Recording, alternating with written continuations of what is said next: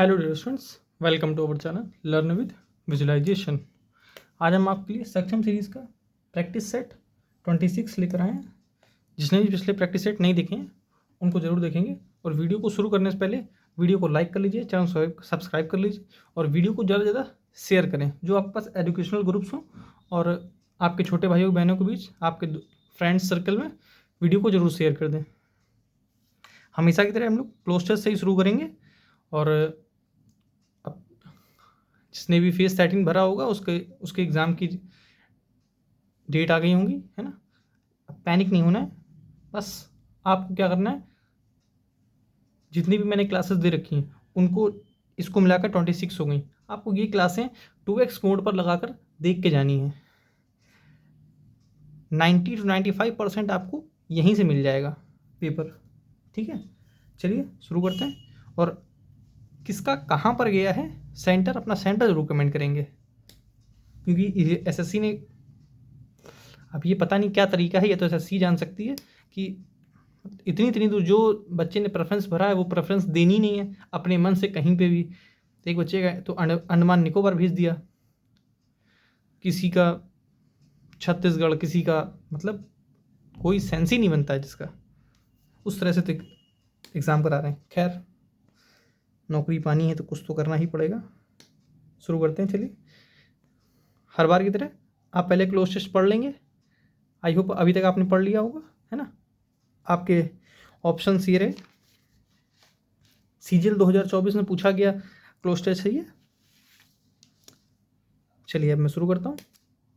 आपका 5 में क्या स्कोर रहा हो, 25 में क्या स्कोर रहता है, उसको कमेंट जरूर किया करें ताकि मुझे पता चले कि आप कहाँ पर लाई कर रहे हैं, है ना, कहीं पीछे तो नहीं हैं, आपका क्या इम्प्रूवमेंट है। चलिए मैं शुरू करता हूँ। आज़ादी का Amrit Mahotsav is an dash by the government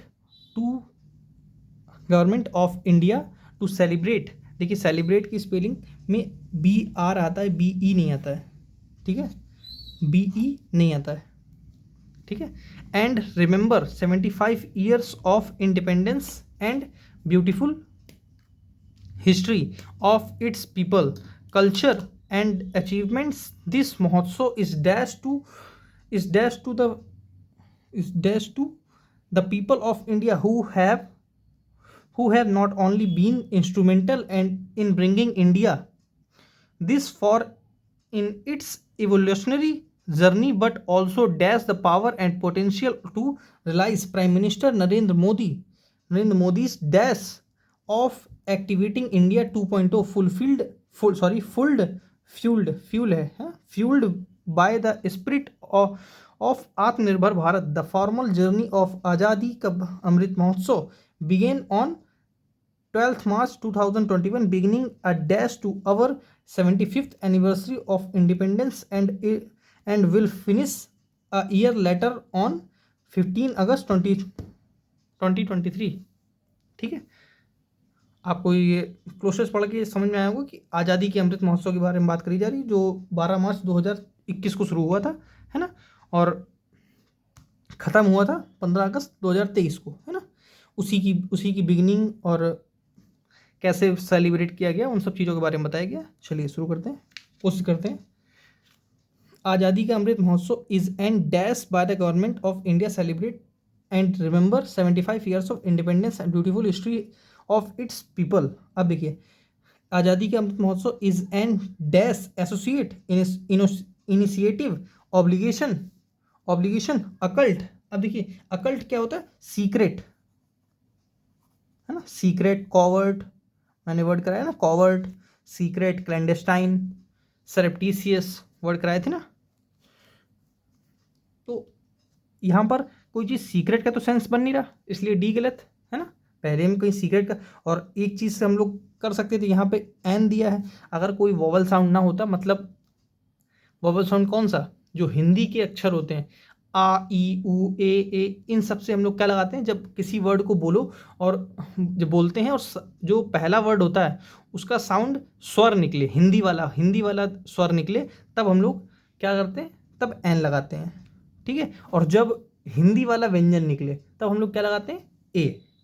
लेकिन कंडीशन क्या है, दो ए और एन दोनों के लिए, वो सिंगुलर काउंटेबल नाउन होना चाहिए, सिंगुलर होना चाहिए, काउंटेबल होना चाहिए और नाउन होना चाहिए। ठीक है, चलिए आगे बढ़ते हैं। तो अकल्ट नहीं हो सकता है ना। अब देखिए, आज़ादी का अमृत महोत्सव इज एन ऑब्लिगेशन, ऑब्लिगेशन है किसी के लिए क्या, किसी का ग्रेटिट्यूड है, किसी के ऊपर एहसान है क्या, नहीं, तो ये गलत है ना। Associate the government by the government, आज़ादी के अमृत महोत्सव ने एसोसिएट किया है गवर्नमेंट के साथ, नहीं, इनिशिएटिव है ये गवर्नमेंट का, क्या है, इनिशिएटिव, बेहद ही आसान सा ऑप्शन था, है ना। Initiative by the government of India celebrate and remember 75 years of independence and beautiful history of its people, culture and achievements.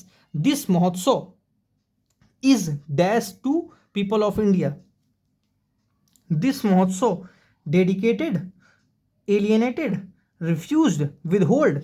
ये क्या है, ये Mahotsav dash to people of India, ये क्या है, एलियनेटेड है, नहीं, रिफ्यूज्ड है, विदहोल्ड है, नहीं, ये जो महोत्सव है आज़ादी का अमृत महोत्सव, दिस महोत्सव इज डेडिकेटेड टू, डेडिकेटेड के साथ प्रिपोजिशन कौन सी आती है, टू, इसको लिख लेंगे, जिसको भी नहीं पता है वो नोट कर लेंगे छोटा सा, है, डेडिकेटेड टू, ये जो महोत्सव है ये डेडिकेटेड है द पीपल ऑफ इंडिया के लिए। हु हैव, यहाँ हैव क्यों आया, क्योंकि ऑफ क्या है, प्रिपोजिशन, और प्रिपोजिशन का ऑब्जेक्ट है इंडिया, इसलिए इंडिया के हिसाब से यहाँ पे नहीं लगाया, और हु क्या है, रिलेटिव प्रोनाउन, क्या है, रिलेटिव प्रोनाउन, तो हु अपने से पहले जैसा सब्जेक्ट है वैसा उसने वर्ब ले रखी है, यहाँ पीपल प्यूरल होता है इसलिए हैव प्यूरल है। नॉट ओनली का पेयर किससे बनता है, बट ऑल्सो से बना है, कोई दिक्कत नहीं।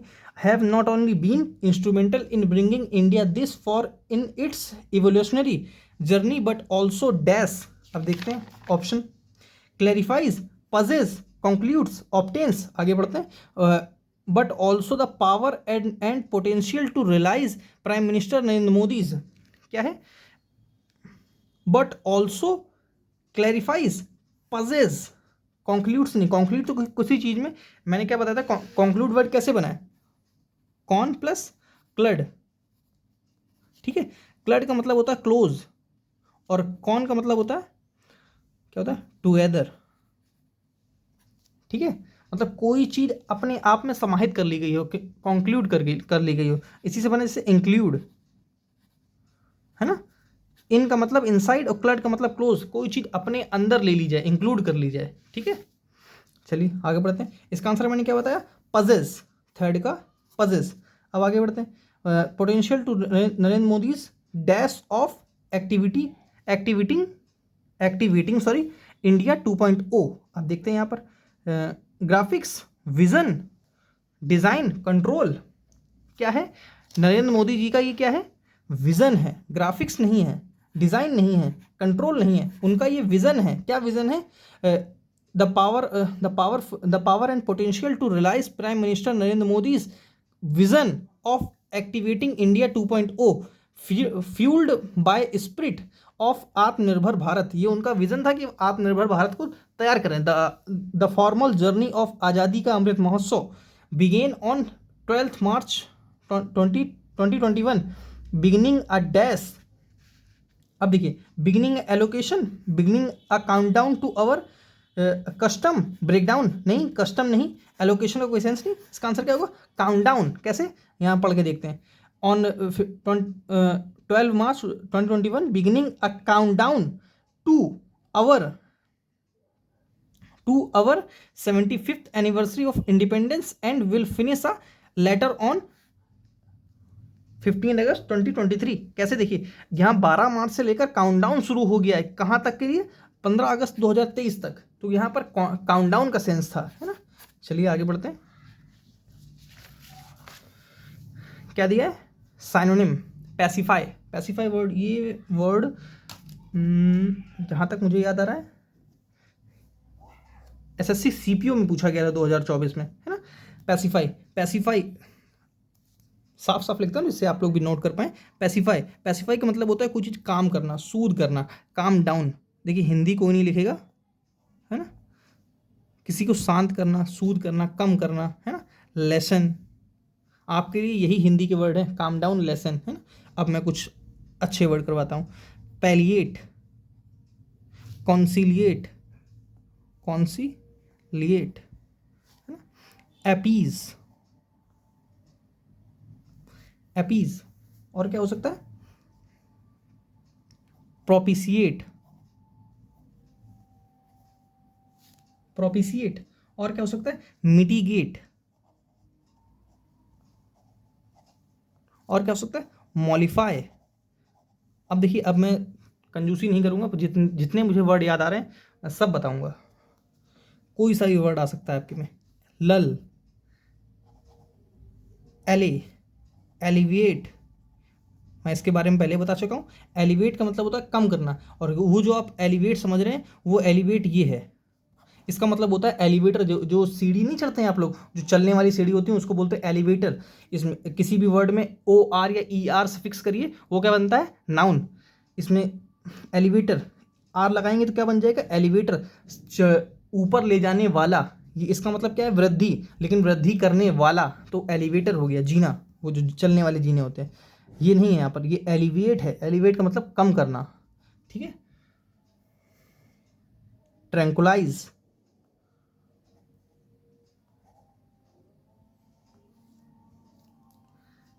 चलिए आगे बढ़ते हैं। इसका आंसर क्या होगा, सूद, ए, ठीक है। स्ट्रेंथन, स्ट्रेंथन का मतलब होता है टू मेक स्ट्रॉन्ग। एक सीक्रेट बताऊं, चलिए बताता हूँ। देखिए, किसी भी वर्ड में ई एन प्रीफिक्स हो या ई एन सफिक्स हो, वो क्या बनता है पार्ट ऑफ स्पीच के हिसाब से, वर्ब, ठीक है। वी का मतलब वर्ब। जैसे स्ट्रेंथन, ई लगाकर क्या बना गया, क्या क्या बना दिया गया, उसको मजबूत करना, है ना,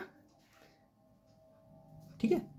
अब आप लोग जो शुरुआत में ई एन दिया हो, प्रीफिक्स करके दो वर्ड बनाएंगे, और सफिक्स करके ई एन का दो वर्ड बनाएंगे, ठीक है। और कमेंट करेंगे, कमेंट जरूर करिए वर्ड, है ना। आप लोग वर्ड कमेंट करिए, बाकी कमेंट करें ना करें मुझे कोई दिक्कत नहीं है, लेकिन मैं जो वर्क दे रहा हूँ उसको जरूर कमेंट करें। कास्केड, कास्केड क्या होता है, झरना, वाटरफॉल, ठीक है। गार्डन जानते हैं। क्रिटिसाइज, क्रिटिसाइज क्या होता है, कंडेम, किसी की आलोचना करना, कंडेम, है ना।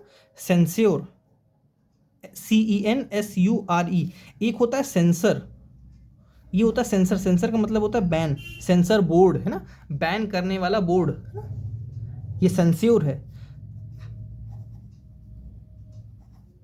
पिलोरी, PILLORY, ठीक है। चलिए आगे बढ़ते हैं। द कार विद ऑल, देखिए यहाँ मुझसे एक छोटी सी मिस्टेक हो गई थोड़ा सा, कि मैंने ऑप्शन ऊपर नीचे लिख गए, क्योंकि मैं ये पढ़ रहा था, जब मैं ये पढ़ रहा था तो मेरी आंखों के सामने ये चल रहा था कि इसको भी लिख लेता हूँ, ये भी समझाने वाला है ना। उस चक्कर में ना ऊपर नीचे हो गया, कोई नहीं।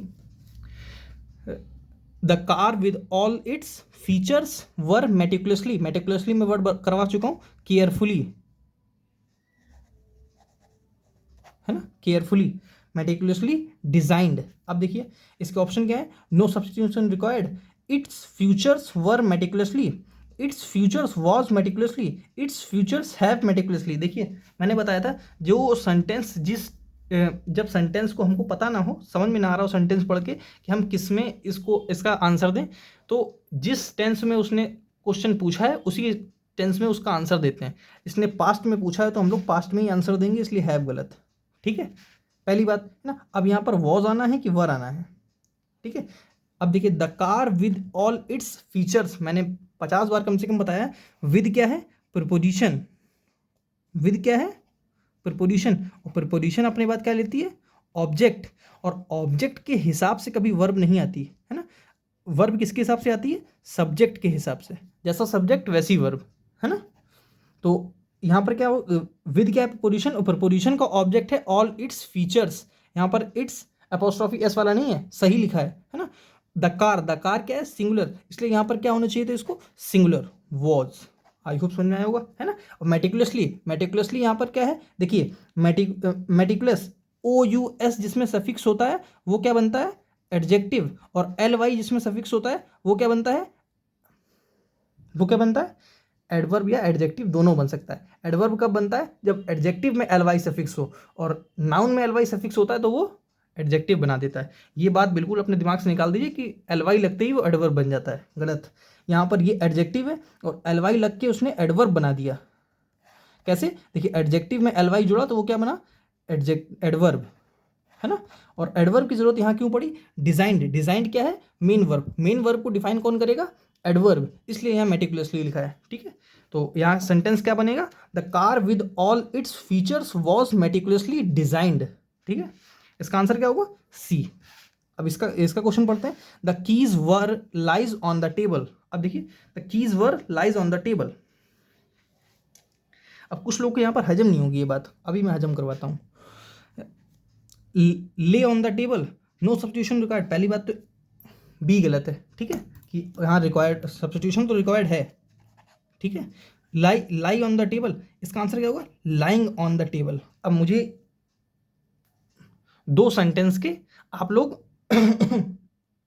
सॉरी, मुझे दो सेंटेंस के आप लोग इंग्लिश बताएंगे, अपनी कॉपी पर लिखेंगे।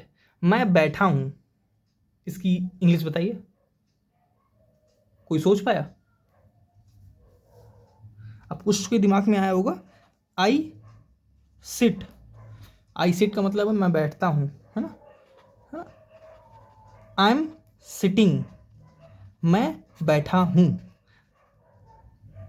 इसका मतलब है मैं बैठा हूं, आई एम सिटिंग। देखिए कॉन्टिन्यूअस टेंस क्या होता है? जो प्रेजेंट टाइम में चल रहा है। मैं बैठा हूं, मैं बैठ रहा हूं, जो आप बना रहे हैं वो गलत है।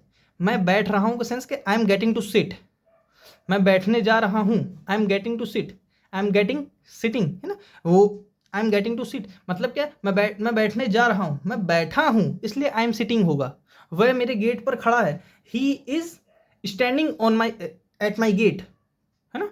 वह मेरे गेट पर खड़ा है। अब यहाँ पर रहा है, रही है नहीं आ रहा, वो किसी को हजम नहीं हो रहा वो। देखिए रहा है, रही है, था है, थी है, इससे सेंटेंस को नहीं पहचानते हैं। पहचानते हैं किससे? टाइम और वर्ब से, ठीक है। ये बताता है टाइम और ये बताता है उसकी कंडीशन, कि वो कॉन्टिन्यूअस है, कि परफेक्ट है, कि वो इंडेफिनिट है, सिंपल है, ठीक है। चलिए शुरू करते हैं आगे, मतलब यहाँ आगे बढ़ते हैं। और यहाँ पर लाइंग ऑन द टेबल कैसे? The keys were lying on the table. अब यहाँ पर इसका मतलब क्या है? जो जो चाबियां हैं वो टेबल पर रखी थी, मतलब कॉन्टिन्यूस पे चल रही थी। वो प्रेजेंट टाइम में कोई चीज हो रही थी, कॉन्टिन्यूस चल रही थी, उसका मतलब क्या है? वो चीज हो रही थी, तो क्या है इसका मतलब? क्या निकला? The keys were lying on the table. अब यहां पर ये कोई नहीं सोचेगा कि वहां कीज टेबल पर गिर रही थी, नहीं। अगर वो उसका सेंस वो निकलता तो सेंटेंस क्या बनाता था? The keys were getting to fall on the table, ठीक है। चलिए आगे बढ़ता हूँ। आई होप समझ आएगा मैं क्या समझाने की कोशिश कर रहा था। और जिसको इससे डिटेल में जाना है कि यहाँ रहा है, रही है, क्यों नहीं समझ आया, तो आप लोग जाइए इसी चैनल की प्लेलिस्ट में जाइए, लक्ष्य 2025 में टेंस की वीडियो में जाइए और प्रेजेंट कॉन्टिन्यूस टेंस को पढ़िए। प्रेजेंट परफेक्ट पढ़िए, प्रेजेंट कॉन्टिन्यूस पढ़िए, प्रेजेंट इंडेफिनिट पढ़िए। आपने इससे बेहतर टेंस नहीं पढ़ा होगा, पढ़ा होगा लेकिन इससे बेहतर नहीं पढ़ा होगा। पढ़ के देखेंगे फिर कमेंट करेंगे कैसा लगा आपको। चलिए आगे बढ़ता हूँ। ये हो गया, इसका आंसर मैंने बता दिया, हाँ सबके आंसर बता दिए मैंने। अब आते हैं chip on the shoulder. EDM है चिप ऑन द शोल्डर। इलिटेड क्या होता है? एजिटेटेड। दूसरे पेन से लिखता हूँ ताकि साफ साफ लिख जाए। एजिटेटेड, है ना। या इसको बोल सकते हैं हैप्पी भी बोल सकते हैं, है ना। ये इसका सिनोनिम हो सकता है। इमोशनल जानते हैं, बताने की जरूरत नहीं। इसका आंसर क्या होगा? ऑफेंडेड, ठीक है। Chip on the shoulder, offended. A snake in the grass, मैं बता चुका हूँ। आस्तीन का सांप। कुछ ऐसे लोग, ऐसे आपके रिश्तेदार, कुछ ऐसे दोस्त होते हैं जो आस्तीन का सांप टाइप के, तो आपके सामने तो आपके हैं लेकिन आपके पीठ पीछे आपके नहीं है, उनको बोलते हैं snake in the grass. A secret और हिडन एनिमी, ठीक है। अ मैन एबिलिटी, इन तीनों कोई सेंस नहीं है, ठीक है। पैराजम्बल दिया है। Para jumble arid deserts from lush forest to hikers encounter diverse ecosystem trekking through the wilderness.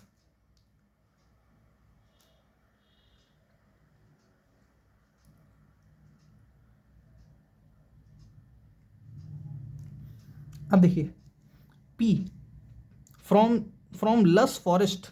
अब देखिए पी से तो सेंटेंस शुरू होगा नहीं।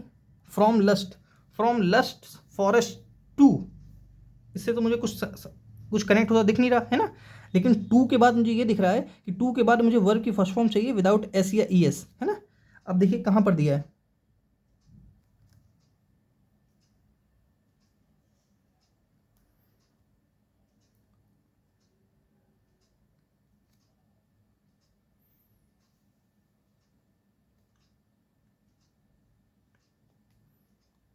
2 के मुझे बाद एरिड दिख रहा है। एरिड मतलब समझते हैं सूखा, मैं बता चुका हूँ ना, एरिड पार्चिड डेजर्ट्स है ना।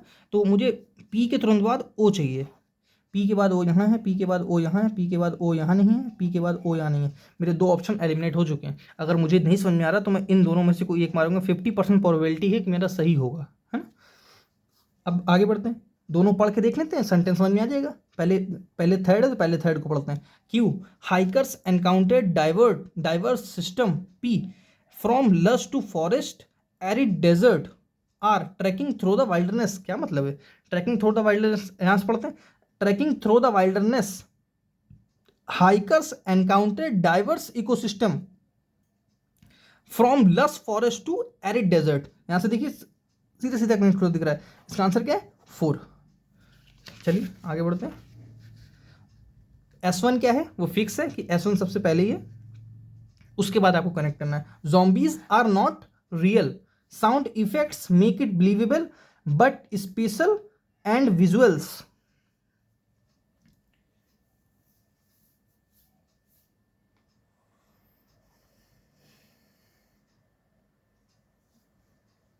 आपने ट्राई कर लिया होगा, अब मैं बताता हूँ। zombies आर नॉट रियल, अब देखिए zombies are not real, sound effects make it believable but special R से कनेक्ट करते हैं, but special sound effects and visuals make it believable. इसका आंसर सिंपल सा दिख ही रहा था, इसलिए मैंने टैग बजा दिया, है ना। पी इनसे कोई तो सेंटेंस बनेगा नहीं, क्योंकि zombies are not real, sound effects कुछ कनेक्ट होता नहीं दिख रहा है, लेकिन यहाँ दिख रहा है zombies are not real but special, है ना, बट स्पेशल साउंड इफेक्ट्स। बात समझ में आ रही है। चलिए आगे बढ़ते हैं। One word substitute, a short interesting poem, short interesting story about real person और इवेंट, उसको क्या बोलते हैं, एनेक्डोट। सिंपल है, आराम से इसको याद कर लेंगे, है ना। नरेटिव किसी के बारे में कोई नरेटिव सेट कर लेना कि वो ऐसा है, वो वैसा है, ऐसा वैसा, है ना। स्केच जानते हैं, पोएम जानते हैं। चलिए आगे बढ़ते हैं। One who performs daring gymnastic, मैं कहा था one who performs daring gymnastic feats. अब देखिए एडिक्ट तो होता है कि जो किसी चीज़ का हैबिचुअल हो, ये तो इसका आंसर एडोनिस तो एक वर्ड ये उससे कनेक्ट कर सकते हैं कि एडोनिस जैसे किसी पेड़ से कोई रास्तों को बंद किया जाता है ना, उसको बोलते हैं एडोनिस, ठीक है। एडवोकेट ADVOCATE, देखिए मैंने एड क्या बताया था, एड का मतलब होता है मेक या कॉज, ठीक है, मेक या कॉज। और वोक का मतलब होता है टू स्पीक, और एड का मतलब होता है टू या टॉवर्ड्स, ठीक है। टॉवर्ड्स किसी की तरफ से बोलने वाला व्यक्ति, उसको क्या बोलते हैं, एडवोकेट। लॉयर और एडवोकेट में डिफरेंस होता है। एडवोकेट हर वो इंसान है जो आपकी तरफ से बोल रहा है ना। और लॉयर वो होता है जो वकील होंगे या वकील के बारे में थोड़ी सी जानकारी रखते हैं, जिनके पास बार एसोसिएशन की डिग्री होती है ना, जो पेपर दे देते हैं, उनको बोलते हैं लॉयर, ठीक है। और एडवोकेट हर वो व्यक्ति है जो आपकी तरफ से लड़ रहा है, आपकी तरफ से बोल रहा है, उसको बोलते हैं एडवोकेट, ठीक है। तो इसीलिए एडवोकेट नॉर्मली सब लोग अपने नाम का एडवोकेट क्यों लगा लेते हैं, क्योंकि वो वकालत कर लेते हैं, आपकी तरफ से जाकर जज के सामने खड़े होते हैं, इसलिए उनको बोलते हैं एडवोकेट, ठीक है। लेकिन वो लॉयर नहीं होते। लॉयर वो व्यक्ति होता है जिसके पास डिग्री होती है, जो लड़ सकता है आपके लिए, ठीक है। डी, इसका आंसर क्या है, डी, एक्रोबेट। चलिए आगे बढ़ते हैं। वन हु इज न्यू कमर, मैं आपको फ्रेज करवा चुका ना, न्यू कमर, और भी कई मैंने कराए थे, बताता हूँ अभी। पॉलीग्लॉट क्या होता है, बहुभाषी। देखिए पॉली का मतलब होता है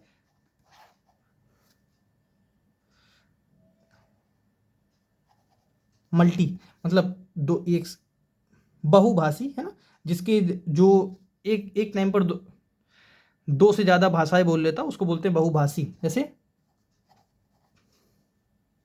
पॉलीगैमी क्या होता है, जिसकी 2 से ज़्यादा शादी हुई हो, है ना। पॉलीएंड्री, एक आपने वर्ड पढ़ा होगा, पॉलीएंड्री, नहीं पढ़ा है तो मैं बताता हूँ। पॉलीएंड्री क्या होता है, जिसकी 2 से ज़्यादा शादी हो रखी हो, है ना, उसको बोलते हैं पॉलीएंड्री। नेपोटिस्ट, आपने नेपोटिस्ट वर्ड, नेपोटिज्म सुना होगा, है ना। नेपोटिस्ट थोड़ा सा डिस्टर्ब हो रहे होंगे। मैंने क्या बताया था, जिस भी वर्ड में IST सफिक्स होता है, IST सफिक्स होता है वो क्या बनता है, नाउन, है ना। और IST किसको दिखाता है, पर्सन को, है ना। भाई भतीजावादी व्यक्ति, है ना, उसको बोलते हैं नेपोटिस्ट, और नेपोटिज्म भाई भतीजावाद, ठीक है, इन दोनों में अंतर है। नार्सिस्ट, नार्सिस्ट को बोल सकते हैं सेल्फ लवर, जो खुद से प्रेम करता हो, सेल्फ लवर, है ना। न्यूफाइट मैं बता चुका हूँ, जिस भी वर्ड में न्यू या नोव वर्ड सफिक्स वर्ड लगे वो किसको दिखाता है, न्यू को, है ना।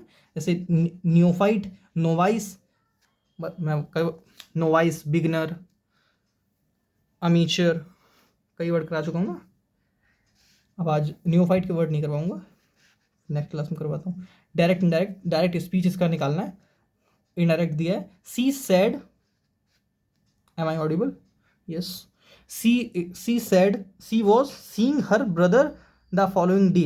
अब देखिए पास्ट है ना, पास्ट में है तो इसका मैंने बताया था हमेशा डायरेक्ट इनडायरेक्ट को हमेशा पास्ट में ले जाएगी, जब तक वो यूनिवर्सल ट्रूथ ना दिया हो या प्रेजेंट इंडेफिनिट में ना दिया हो, तब तक आप उसको पास्ट में ही खींच के लेके जाइए। तो यहाँ ये पास्ट में दे रखा है तो पहले क्या होगा, ये प्रेजेंट में दिया होगा, है ना। तो यहाँ शुड दिया है गलत, यहाँ एम दिया है हो सकता है, वॉज गलत, विल गलत, इसका एक ही आंसर है बी। अब लेकिन कुछ चीज़ें मुझे बतानी है वो बताता हूँ मैं।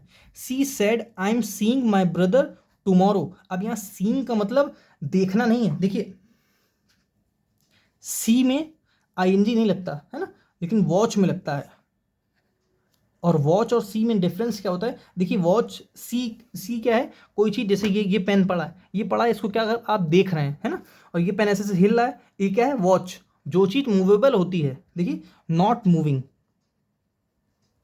जो चीज़ नॉट मूविंग है वो सी है, और जो चीज़ मूविंग है वो वॉच है। जैसे मूवी आप सी नहीं करते, मूवी आप वॉच करते हैं, है ना। लेकिन मूवी का जो पोस्टर होता है उसको आप सी करते हैं, वॉच नहीं करते हैं, क्योंकि वो मूविंग नहीं है, वो नॉट मूविंग है, इसलिए वो वहाँ पर सी लगाएंगे। लेकिन अगर उसकी के मूवी का ट्रेलर देख रहे हैं, प्रोमो देख रहे हैं या मूवी देख रहे हैं तो क्या लगाएंगे, वॉचिंग, ठीक है। और यहाँ पर सीइंग का मतलब देखना नहीं है, यहाँ पर सीइंग का मतलब मिलना है। जैसे आई सी यू टुमारो, मैं तुमसे कल मिलता हूँ, यहाँ पर सी का मतलब है मीट, और वो मीट अलग होता है, MEAT, मीट का मतलब होता है मांस, ये अलग है। और MEET वो होता है मीटिंग, मीट, ठीक है। चलिए आगे बढ़ते हैं, इसका आंसर क्या है, बी।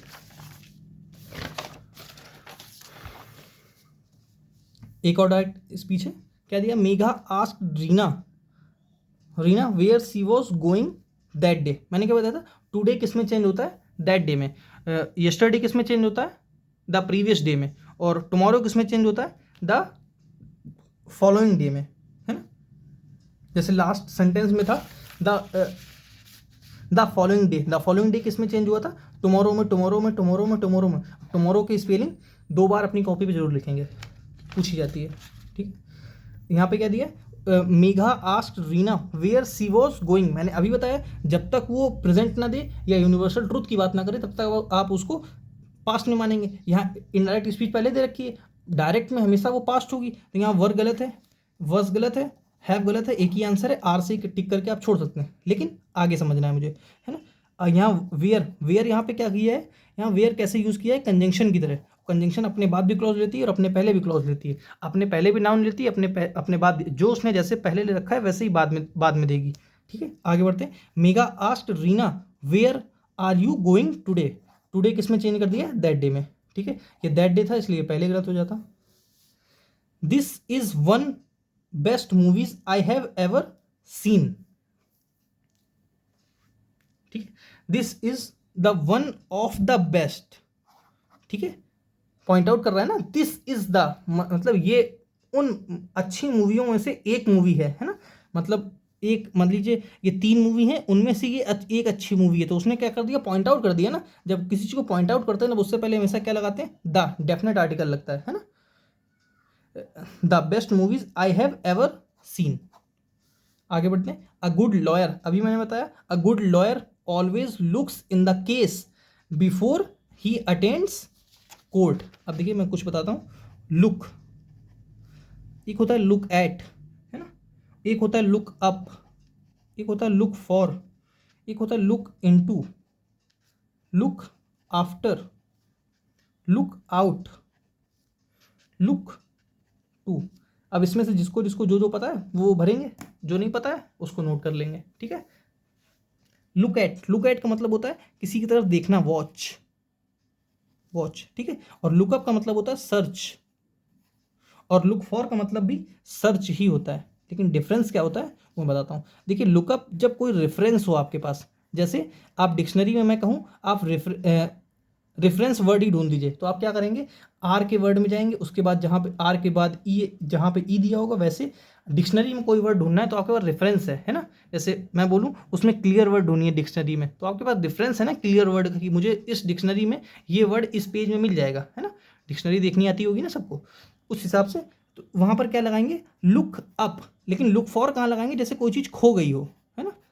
आपका मान लीजिए आप मोबाइल चोरी हो गया, तो क्या बोलेंगे, I look for my mobile, है ना,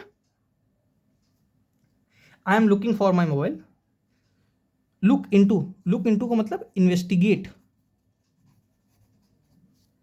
छानबीन करना। लुक आफ्टर का मतलब होता है केयर, किसी की केयर करना। लुक आउट का मतलब क्या होता है, अलर्ट। और लुक टू का मतलब इंप्रूव, कोई चीज इंप्रूवमेंट, है ना, उसको बोलते हैं लुक टू। खैर आगे बढ़ते हैं, क्या दिया यहाँ पर, a good lawyer always look into the case. वो क्या करेगा, इन्वेस्टिगेट करेगा ना, sorry, look into the case before he attends court. चलिए आगे बढ़ते हैं। Mrs Rani works for international school. अभी मैंने बताया जिस भी वर्ड में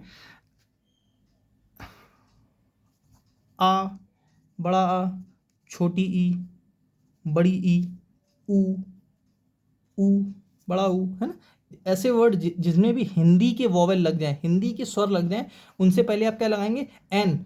बशर्ते एक कंडीशन है, वो सिंगुलर होना चाहिए, काउंटेबल होना चाहिए और नाउन होना चाहिए, ठीक है। एन, यहाँ पर ई कैसे लिखा जाएगा, इंटरनेशनल ऐसे लिखा जाएगा ना, इंटरनेशनल कुछ इस तरह से लिखा जाएगा ई से, इसलिए यहाँ पर क्या आना चाहिए था, एन, ठीक है। और इंटरनेशनल स्कूल क्या है, सिंगुलर, स्कूल्स होता तो यहाँ पे एन नहीं आता, है ना।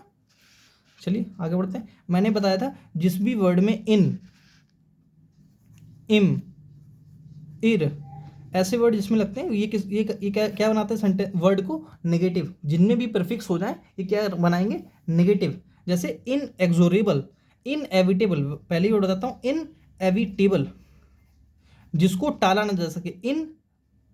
इन मतलब नेगेटिव कर देगा, एविटेबल जिसको टाला जा सके, है ना, और इन उसने नेगेटिव कर दिया तो जिसको टाला ना जा सके, इनएविटेबल। और इसी का जस्ट उल्टा अवॉइडेबल, जिसको टाला जा सकता है, अवॉइडेबल, ठीक है। इसका सी आंसर है, क्लियर, जानते हैं। इनएक्सोरेबल क्या होता है, रूथलेस, रूटलेस व्यक्ति, अजीब सा इंसान। कॉन्फिडेंट देखिए जिस भी वर्ड में फिड वर्ड लगे, है ना, फिड किसको दिखाता है, फेथ को, ट्रस्ट को। जैसे फिडेलिटी, फिडेलिटी क्या होती है, वफा, ठीक है। और इसी का नेगेटिव बनना, इन सब प्रेफिक्स करिए, इनफिडेलिटी, बेवफा, अच्छे से जानते होंगे, है ना। इनफिडेलिटी, गलत लिख गया मैं, सॉरी, इनफिडेलिटी, ठीक है। चलिए आगे बढ़ते हैं। क्वाय क्या होता है, शर्म, जिसको बहुत रिजर्व्ड व्यक्ति, है ना, रिजर्व इंसान, reserve, shy, reticent, same, fast.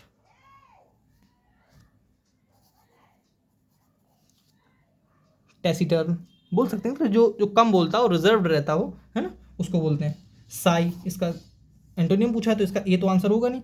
Uptight, recent, जानते हैं रिसेंट कोई चीज़ रिसेंटली हुई। एक्सट्रोवर्टेड, जो बहुत बोलता हो, एक्सट्रोवर्टेड हो। इसका उल्टा इंट्रोवर्ट, इसका सरनेम हो सकता है इंट्रोवर्ट, इंट्रोवर्टेड, इंट्रोवर्ट, जो ना बोलता हो, अपने अंदर रखता हो, अपने। आगे बढ़ते हैं। इनकरेक्टली स्पेल्ड, इम्बेडेड क्या होता है, कोई चीज़ अंतर नहीं किसी चीज़ में। जैसे इस पेन के अंदर जो रिफिल है वो क्या है, एम्बेडेड है, अंदर है ना। जो जिससे मैं वीडियो रिकॉर्ड कर रहा हूँ उसमें बैटरी एम्बेडेड आती है ना। माइक्रोस्कोपिक जानते हैं, ये बिल्कुल सही लिखा है, स्पेलिंग सही है। यूनिक की स्पेलिंग गलत लिखी, यूनिक क्या होता है, UNIQUE, एमिट्स, एमिट्स बिल्कुल सही लिखा है। एमिट्स, वैसे एमिट्स का मतलब क्या होता है? थ्रो। ठीक है, चलिए आज के लिए इतना ही। Thanks for watching. वीडियो को लाइक करें, चैनल को सब्सक्राइब करें और वीडियो को ज़्यादा से ज़्यादा शेयर करें। आपकी जो क्वेरी हो उसको कमेंट करें, उसका सॉल्यूशन आपको मिलेगा। Thanks for watching.